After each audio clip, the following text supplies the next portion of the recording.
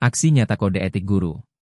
Integritas intelektual, integritas kejujuran, kebenaran moral, altruis, impartiality, berwawasan kemanusiaan, tanggung jawab pengaruh, rendah hati, kemitraan, kolegialitas, tanggung jawab dan aspirasi profesi. Dalam kode etik guru membahas tentang pengantar filosofi pendidikan Ki Hajar Dewantara ing ngarsa sung tulodo ing madya mangunkarsa tuturi handayani. Ia memiliki arti yang di depan memberi contoh, yang di tengah memberi semangat, dan yang di belakang memberikan dorongan. Daftar isi. 1. Pengantar. 2. Tujuan kode etik guru. 3. 11 kode etik guru. 4. Tantangan. 5. Contoh pelanggaran kode etik guru. Pengantar. Profesi guru tidak hanya terbatas pada penyampaian materi pelajaran, melainkan juga mencakup pembentukan karakter peserta didik. Pengaruh seorang guru dapat berlangsung seumur hidup, sehingga pedoman berupa kode etik profesi sangat diperlukan untuk menjamin sikap profesional, adil dan bertanggung jawab dalam menjalankan tugas tersebut. Tujuan kode etik guru. 1. Menjamin integritas guru. 2. Membangun kepercayaan publik terhadap profesi guru. 3. Menjadi contoh perilaku profesional. 4. Melindungi kepentingan peserta didik. 5. Dan mencegah penyalahgunaan wewenang. 11 kode etik guru. Dibagi menjadi 3. 1. Terhadap ilmu pengetahuan, meliputi A. Integritas intelektual, menghormati hakikat ilmu pengetahuan. B. Integritas kejujuran, terus belajar dan mengembangkan diri. C. Keberanian moral, berani mengerjakan hal yang benar meski tidak populer. 2. Terhadap peserta didik, meliputi A. Altruis, mengutamakan kepentingan peserta didik. B. Impartiality, asil dan tidak memihak. C. Berwawasan kemanusiaan, peduli dan PK. D. Tanggung jawab pengaruh, bertanggung jawab apa yang diajarkan.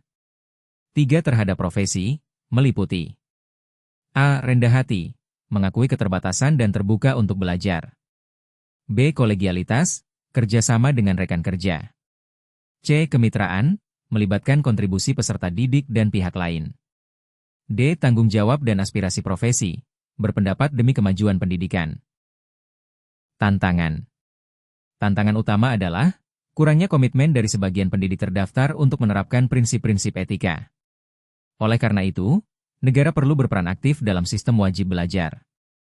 Masyarakat berhak menuntut adanya kode etik profesi yang wajib dipatuhi seluruh pendidik.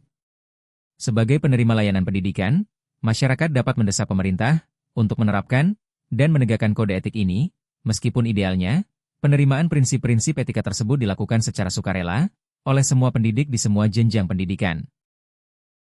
Contoh 1 pelanggaran kode etik. Dalam upaya menumbuhkan budaya menabung, Ibu Lina, wali kelas 7A, menginisiasi program menabung di kelas. Setiap siswa didorong untuk menyisihkan uang jajan mereka. Ibu Lina secara teliti mencatat setiap rupiah yang ditabung siswa dalam buku tabungan masing-masing. Menjelang Lebaran, beberapa siswa bermaksud mencairkan tabungan untuk membeli baju dan sepatu baru, tradisi tahunan mereka. Namun, mereka kecewa karena Ibu Lina menyatakan pencairan tabungan baru dapat dilakukan di akhir tahun ajaran. Kekecewaan siswa dan orang tua dilaporkan kepada kepala sekolah. Setelah diselidiki, terungkap bahwa Ibu Lina telah meminjam sebagian uang tabungan untuk keperluan pribadi dengan janji pengembalian di akhir tahun ajaran. Jawaban contoh 1 pelanggaran kode etik guru. Dalam upaya menumbuhkan budaya menabung, Ibu Lina, wali kelas 7A, menginisiasi program menabung di kelas. Setiap siswa didorong untuk menyisihkan uang jajan mereka. Ibu Lina secara teliti mencatat setiap rupiah yang ditabung siswa dalam buku tabungan masing-masing.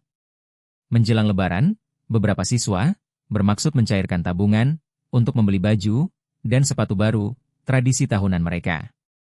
Setelah diselidiki, terungkap bahwa Ibu Lina telah meminjam sebagian uang tabungan untuk keperluan pribadi dengan janji pengembalian di akhir tahun ajaran. Pelanggaran yang dilakukan Bu Lina melanggar integritas kejujuran dan tanggung jawab yang seharusnya dimiliki Bu Lina sebagai seorang guru.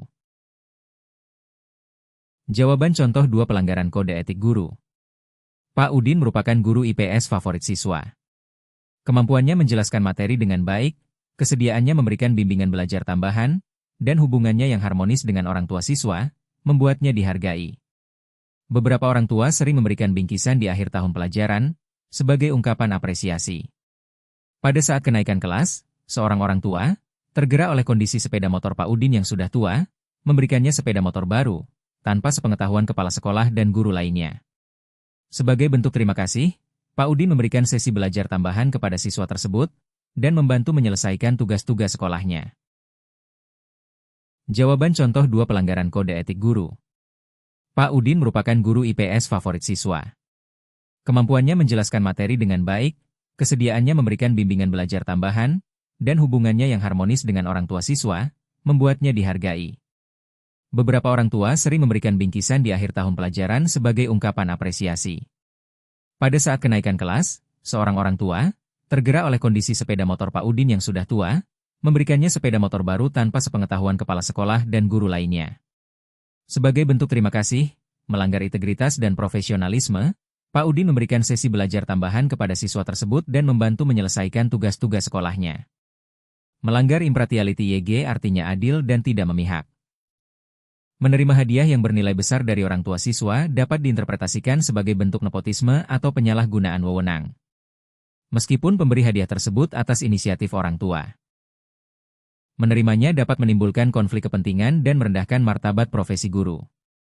Seharusnya Pak Udin menolak atau naik gunung, penuh batu terjal. Langkah pasti, mencapai puncak. Teguh memegang kode etik selalu. Guru berjaya, mendidik dengan penuh haru. Sekian, dan terima kasih. Assalamualaikum.